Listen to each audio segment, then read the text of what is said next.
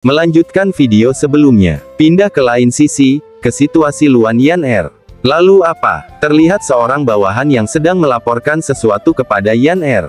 Yan Er menatap tajam dan berkata, "Apa ini alasan mengapa Sang Supreme tidak mau kembali?" Bawahan Yan Er berlutut gemetaran saat melapor. Ketika pelayan yang rendah hati ini terburu-buru untuk sampai ke sana, Sang Supreme sudah meninggalkan kota. Lalu salah satu pengawal Yan Er menyela percakapan mereka. "Omong kosong, Yang Mulia adalah murid tertua, dan pasti Sang Supreme sangat menghargainya. Bagaimana mungkin beliau pergi tanpa mengucapkan selamat tinggal? Mungkinkah kau bekerja sama dengan Zhang Zicheng, dan menipu Sang Supreme untuk pergi ke tempat lain?" Pembawa berita didesak oleh perkataan pengawal Yan Er, sampai ia membenturkan kepalanya saat berlutut. Bukan itu masalahnya. Pelayan yang rendah hati ini mendengar bahwa ada seorang kultivator wanita yang mempertaruhkan nyawanya untuk menyelamatkan Sang Supreme, dan jatuh koma. Pengawal Yan Er sedikit kesal dengan situasi ini.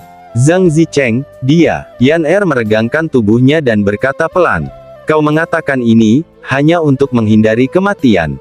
Lanjut bawahan melaporkan, yang membuat Yan Er dan pengawalnya sedikit terkejut. Sang Supreme sedang mencari obat untuk kultivator wanita itu, dan membawanya pergi bersamanya. Yan Er tersenyum tipis mengandung makna yang berbeda. Jadi seperti itu, Master masih sama saja seperti sebelumnya, menyukai gadis yang menyedihkan, lemah, tak berdaya. Tiba-tiba pengawal Yan Er langsung berlutut ketakutan, ia bergumam di dalam hatinya. Yang Mulia sebenarnya tersenyum. Yan Er melangkah turun dari tempat tidurnya dengan perlahan. "Pasangkan pakaianku." Tiba-tiba saja tatapan Yan Er menjadi tajam dan serius. "Aku secara pribadi akan pergi, dan mengajak Sang Supreme kembali ke kota." Mendengar perkataan Yan Er, pengawalnya tiba-tiba berteriak, "Yang Mulia, Anda tidak..." Belum selesai ia berkata. Tiba-tiba ia langsung terkejut dan wajahnya bercucuran keringat dingin. Terlihat Yan Er yang menatapnya sangat tajam, dan berekspresi menakutkan. "Kenapa tidak? Apa sekarang, kau mencoba memberitahuku apa yang harus aku lakukan?" Pengawal Yan Er semakin panik mendengar perkataan permaisuri Luan Yan Er. Lalu ia menundukkan kepalanya dan berkata dengan tergagap. "Pelayan yang rendah hati ini meminta maaf, bukan itu yang dimaksud oleh pelayan yang rendah hati ini. Hanya saja, situasi saat ini." Yan Er mendengarkan perkataan pengawalnya dengan tatapan tajam, lalu ia menghela nafas dalam-dalam.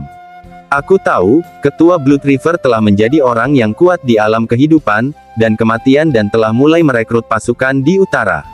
Aku khawatir niat buruk terhadap sekte kita tersembunyi di dalam rencananya. Oleh karena itu, aku tidak boleh meninggalkan kota saat ini bukan?" Yan Er memahami dengan situasinya sekarang, karena ia tidak bisa meninggalkan kediamannya, jadi ia akan mengutus salah satu bawahan kepercayaannya. "Kemarilah." Terlihat seseorang yang datang menghampiri Yan Er. Diperkenalkan orang kepercayaan Yan Er, yang mengenakan topeng ini, adalah Jenderal Tiehe Xiachun. Jenderal ini siap menerima perintah Master. Lanjut Yan Er memberi perintah kepadanya. "Jenderal, tolong bawa kembali Sang Supreme padaku. Selain itu, aku ingin kau menyebarkan pesan." Sambil berlutut, Jenderal Xiachun siap melaksanakan tugasnya. "Jangan khawatir Yang Mulia, benua Changyuan hanyalah satu tempat, kemana Sang Supreme bisa pergi. Maksudnya benuanya nggak terlalu besar, jadi dia pasti akan menemukan Ye Shen dengan mudah."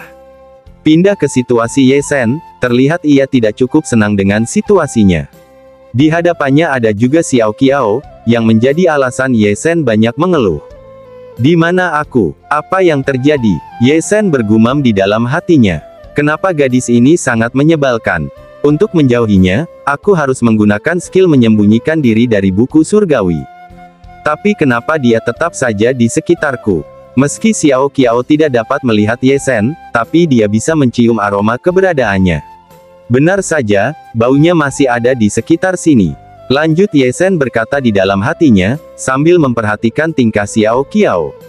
"Bukankah ini semua sudah berakhir, setelah perpisahan kita? Apa dia masih seperti gugup?" Tiba-tiba Xiao Qiao mengambil sesuatu dari belahan big bobanya. "Tidak ada yang bisa aku lakukan." Tidak lain dan tidak bukan, seperti biasa, ia menyempilkan jimatnya di area yang kenyal dan gemoy. Lalu ia melemparkan jimat tersebut ke udara. Meskipun jimat penunjuk jalan sangat berharga, jika digunakan padamu, tidak akan dianggap sia-sia. Sekarang, aku pasti akan menemukanmu. Ye Sen sudah kesal saja, dengan situasinya yang dihadapkan bersama Xiao Qiao. Apa ini masih belum berakhir? Lalu Ye Sen menjentikan jarinya, dan jimat-jimat Xiao Qiao pun langsung terbakar. Kejadian itu membuat Xiao Qiao semakin yakin, dengan adanya Ye Sen di sekitarnya. Kultivator yang terhormat, jadi kamu memang masih ada di sini. Yang terlihat di pandangan Xiao Qiao, di sana hanya ada pepohonan dan hutan yang lebat, tidak ada seorang pun. Ye Sen berkata di dalam hatinya, sambil memperhatikan Xiao Qiao. Sekarang, kau pasti takkan bisa menemukanku lagi. Lalu, seharusnya Yan Er yang ingin dia mengikutiku begitu dekat, tapi apapun alasannya, aku tak bisa membawanya ke Futian Cave bersamaku. Maafkan aku. Ye Sen pun hendak meninggalkan Xiao Qiao seorang diri, namun tiba-tiba, Xiao Qiao berkata, "Jadi, apa kamu membenciku?" Perkataannya membuat Ye Sen berhenti sejenak. Lanjut Xiao Qiao berkata, "Maafkan aku dengan gegabah melangkah ke arena selama konferensi Tiansu, dan menyebabkan banyak masalah bagimu. Tapi, aku benar-benar ingin menyelamatkanmu. Tidak, sebenarnya, aku ingin menyelamatkanmu bahkan jika aku mati." Perkataan Xiao Qiao membuat Ye Sen mengurungkan niatnya, lalu ia menoleh dan mendengarkan apa yang Xiao Qiao katakan. Lanjut Xiao Qiao membayangkan kisah masa lalunya. Sebenarnya, waktuku sangat terbatas. Tapi aku memiliki satu keinginan yang ingin aku penuhi sebelum aku mati. Aku telah mencoba berkali-kali, dan sekarang aku yakin, bahwa kamu adalah satu-satunya orang yang dapat membantuku. Kamu tidak apa-apa menertawakanku karena aku tidak berharga, atau tidak menghargai diriku sendiri. Aku tidak akan bekerja untuk apa-apa, tertawalah sepuasnya. Terlihat mata Xiao Qiao mulai berkaca-kaca. Sebelum kamu mengangguk dan setuju untuk membantuku, aku tidak akan menyerah. Xiao Qiao memohon kepada Ye Sen meski harus mempertaruhkan harga dirinya. Dan tiba-tiba tangis Xiao Qiao pun pecah. Tolong bawa aku bersamamu, dan bantu aku. Kemudian perlakukan aku seperti guguk yang menyedihkan. Aku bersedia melakukan apa saja. Ye Sen pun menghela napas dalam-dalam, mau tidak mau ia tidak bisa membiarkannya sendirian. Lalu ia menampakkan dirinya di hadapan Xiao Qiao. Xiao Qiao sangat senang melihat Ye Sen, dan berkata di dalam hatinya.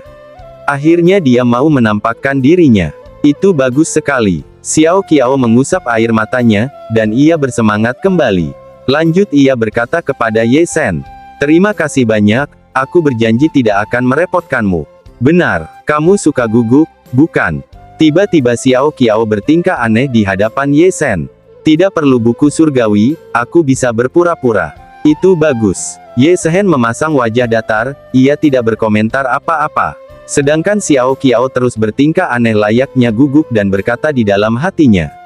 Dia senang, dan bersedia membantuku, itu sangat bagus. Sekarang, Master bisa diselamatkan.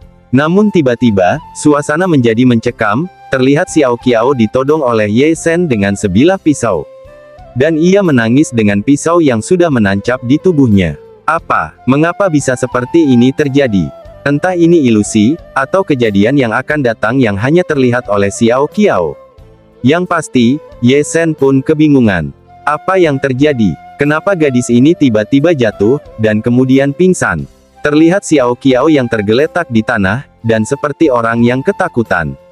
Ye Sen pun menoleh ke arah lain dengan tatapan tajam, lalu ia memandangi sebuah bukit, yang membuatnya menaruh kecurigaan, atas keanehan yang terjadi kepada Xiao Qiao. Apa ada sesuatu yang akan datang kemari? Ye Sen menatap tajam dan serius. Ada seseorang yang datang. Terlihat ada langkah kaki yang menghampiri Ye Sen, dengan perlahan berjalan. Terlihat Yan Er di sana yang memancarkan aura ungu pekat. Master, sontak Ye Sen pun sangat terkejut, melihat muridnya ada di sana. Yan Er. Lalu Yan Er terus mendekat ke arah Ye Sen. Master, kenapa kamu tidak menepati janji kita sebelumnya? Bukankah kamu telah setuju bahwa kamu akan segera kembali, setelah mengambil buku surgawi yang sangat berharga itu? Lalu Yan Er memeluk Ye Sen sambil menangis. Bagaimana bisa kamu mengingkari janji kita, Master? Ye Sen, yang masih sedikit kebingungan pun menjawab perkataannya. Bukan seperti itu. Bukannya aku tidak mau kembali, hanya saja, tiba-tiba Yan Er memandanginya, dengan ekspresi penuh berharap. Setidaknya kamu bisa menulis surat padaku. Apa mungkin, di mata Master, kalau aku tidak layak untuk dipikirkan? Yan Er mengusap pipi Ye Sen yang menatap tajam padanya. Lalu Ye Sen berkata dengan nada dingin. Itu benar, karena kau tidak layak untuk dipikirkan. Lalu tatapan Ye Sen semakin tajam, tiba-tiba ia menebas tubuh Yan Er sampai terbelah menjadi dua bagian. Ternyata Ye Sen mengetahui, sosok yang di depannya bukanlah Yan Er yang sebenarnya. Kau bukan Yan Er. Terlihat setelah Ye Sen menebasnya, tubuh Yan Er menjadi serpihan aura ungu. Seperti yang diharapkan, ini hanyalah sebuah godaan saja. Lalu Ye Sen menjelaskan sedikit tentang roh penggoda. Tingkat menengah di benua Changyuan. Mereka memakan emosi para kultivator yang gelisah. Mereka juga sering menggunakan ilusi untuk menyamar, sebagai orang yang dekat pada target mereka, dan menunggu kesempatan yang tepat untuk menyelinap ke dalam pikirannya. Mereka terus melakukan ilusi mereka, sampai energi target mereka, benar-benar tersedot habis. Lalu Ye Sen berspekulasi tentang Xiao Qiao. Wanita itu kemungkinan besar juga, pingsan karena tipu daya si penggoda. Tapi, lanjut Ye Sen bergumam di dalam hatinya. Malam hari adalah kesempatan terbaik, bagi para penggoda ini untuk memanipulasi ilusi mereka. Tapi kenapa mereka ini malah menampakkan diri di siang hari? Selain itu, ketika berada dalam kondisi ilusi, mereka biasanya tidak memiliki bentuk fisik. Tiba-tiba Ye Sen terkejut, dan menoleh ke arah lain. Terlihat roh penggoda mulai mengerubuti tubuh Xiao Qiao. Ye Sen langsung berteriak. Gawat! Lalu ia menggunakan salah satu tekniknya. Golden Light Invisibility Retreat. Tiba-tiba para roh penggoda itu langsung lenyap di sekeliling Xiao Qiao. Ye Sen sedikit bernafas lega, setelah mengusir roh penggoda yang hampir menyerang Xiao Qiao. Terlihat Xiao Qiao, seperti sedang mengalami sesuatu yang buruk. Ada yang tidak beres. Aku yakin membentuk segel untuk memblokir si penggoda, tapi ada sesuatu yang aneh. Mungkinkah, dia hampir terkikis sepenuhnya. Terlihat sosok Xiao Qiao kecil yang sedang menghantui Xiao Qiao yang sedang pingsan. Anak wedus. Manisan haus, memantul-mantul. Baris demi baris, string demi string. Ciciplah, untuk senyuman di wajahmu. Kakak laki-laki, kakak perempuan. Apa kalian mau manisan hao? Ternyata yang Xiao Qiao ajak ngobrol, adalah sekumpulan mayat yang bertumpukan di sana. Xiao Qiao terlihat sangat dekil dan lusuh. Tidak ada gunanya, sudahlah. Bagaimanapun juga, aku selalu sendirian. Diperlihatkan masa lalu Xiao Qiao yang sangat mengerikan. Tidak ada yang akan memberiku perhatian. Lebih tepatnya semua orang di dunia berharap aku mati saja. Diburu melarikan diri demi hidupku sendiri, dan dipaksa untuk melawan.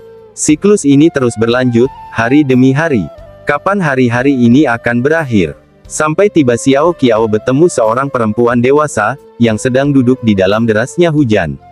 Jalan yang dapat dijelaskan. Bukan satu-satunya jalan. Anggur yang enak. Perempuan tersebut memanggil Xiao Qiao dengan tersenyum. Kemarilah, muridku sayang. Xiao Qiao bergumam di dalam hatinya. Sial, apa aku lupa membunuh satu orang? Lanjut ia berkata, omong kosong apa yang kamu ucapkan? Aku tidak mengerti sama sekali. Perempuan itu pun berdiri, dan hendak menghampiri Xiao Qiao. Berdirilah di sana dan jangan bergerak. Izinkan aku, sang guru, untuk memberitahumu secara rinci. Lalu perempuan itu memperkenalkan dirinya. Aku adalah The Great Fortune Teller, dari Sekte Suanji. Gelar Tao yang memiliki adalah Spirit Exorcist. Setengah bulan yang lalu, surga mengirimkan pesan padaku, untuk melakukan perjalanan 100 mil ke arah barat. Dengan melakukan hal itu, aku akan dapat bertemu dengan murid, yang ditakdirkan untukku, yaitu kau sendiri. Lalu Xiao Qiao tersenyum dan berkata, oh ternyata begitu. Kalau begitu izinkan aku untuk memanggilmu Master. Kamu bersedia memberikan apa saja, bukan? Contohnya, hidupmu. Tiba Xiao Qiao menikam perempuan itu, dengan pisau yang ia sembunyikan di belakang punggungnya. Master, persetan dengan itu, aku sudah bertemu dengan begitu banyak orang sepertimu. Kalian hanya ingin menggunakan istilah murid, dan lalu membawaku ke toko obat mujarab. Kemudian membedahku dan mencongkel hatiku, untuk menyempurnakan ramuan umur panjang, yang tak ada habisnya. Hanya karena tubuh bawaan yang aku miliki Yin Inner, adalah tungku yang terbaik. Segera setelah kalian para kultivator mendengarnya, ada kemungkinan dapat untuk menyempurnakan kultivasi orang lain, menjadi obat mujarab melaluiku dan menjadi abadi dengan meminumnya. Apakah itu etiket, keadilan, atau hukum surga dan manusia? Kalian membuang itu semua ke samping. Padahal aku memohon pada kalian semua. Xiao Qiao dengan sangat marah, ia menghujam tubuh yang mengaku gurunya terus-menerus, sampai perempuan itu tergeletak tidak berdaya, di tengah guyuran hujan yang deras. Terlihat tubuh kecil Xiao Qiao dilumuri cairan merah. Jadi kenapa, tak bisakah kalian tinggalkan aku begitu saja? Tiba-tiba saja Xiao Qiao terdiam dan matanya melotot. Oh tidak, aku kehabisan kultivasiku. Inner dan ini, akan menelan diriku. Mungkinkah, hidupku akan segera berakhir? Aku tidak punya keluarga dan teman. Aku bahkan tidak tahu rasa manisan haus. Apakah hidupku akan berakhir begitu saja? Wahai surga, aku telah membunuh banyak penjahat dalam hidup ini. Dan itu benar sekali, tapi aku tidak punya pilihan. Jika ada kehidupan selanjutnya, tolong berikan aku kehidupan yang normal. Tidak lama kemudian, di tengah putus asa Xiao Qiao, terdengar suara yang berkata kepadanya. Kenapa harus menunggu sampai kehidupanmu berikutnya? Terlihat perempuan yang Xiao Qiao tikam, masih hidup dan tersenyum kepadanya. Kau bisa melakukannya dalam hidup ini. Yang harus dilakukan oleh Master adalah, mentransfer energinya untuk menyelamatkan hidupmu. Jangan khawatir. Xiao Qiao terdiam sejenak, dan memandangi sosok perempuan itu, lalu tiba-tiba ia menangis sekencang-kencangnya. Kenapa kau menangis? Apa itu sakit? Sambil berlinangan air mata, Xiao Qiao bertanya kepada perempuan tersebut. Apa aku sungguh bisa melanjutkan hidup ini? Sambil tersenyum dan menahan rasa sakit, perempuan yang mengaku gurunya itu berkata. Tentu saja, kau tidak hanya bisa hidup, kau juga bisa hidup dengan lebih baik. Diperlihatkan, kehidupan yang lebih baik dialami oleh Xiao Qiao, setelah mengenal sosok guru tersebut. Jadi, tenang saja, Master akan melindungimu mulai sekarang. Sampai kata-kata terakhir gurunya, yang terngiang-ngiang di pikiran Xiao Qiao. Master akan melindungimu mulai sekarang. Terlihat gurunya yang meninggal sangat mengenaskan, dengan tertancap di dinding dan menggantung. Yang dilihat oleh Xiao Qiao kecil. Master, jangan khawatir, kali ini, giliranku untuk menyelamatkanmu.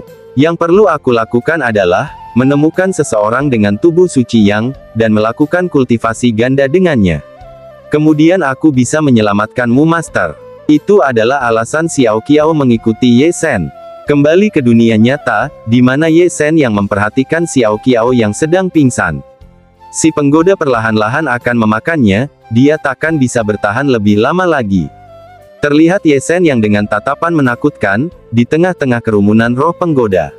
Aku harus mengurus ini dengan cepat. Dan video pun bersambung.